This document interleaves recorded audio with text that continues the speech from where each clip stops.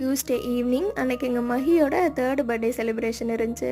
3rd பர்த்டேன்றனால வெளியே யார்கிட்டையும் பெருசாக இன்வைட்லாம் பண்ணலங்க. எங்கள் ஃபேமிலிக்குள்ளே வந்து ஒரு குட்டி கெட் டுகெதர் மாதிரி ஆயிடுச்சு அன்னைக்கு.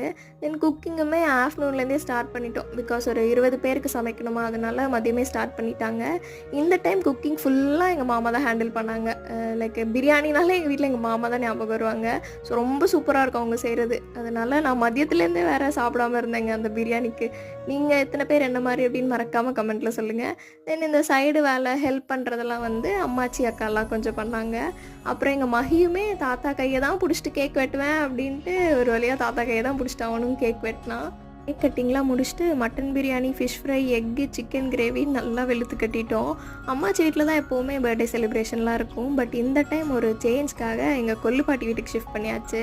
என் ஃபேமிலி கூட எவ்வளோ டைம் ஸ்பெண்ட் பண்ணாலும் எனக்கு பத்தாதுங்க. Time we spend with the families எவ்ரிதிங்கில்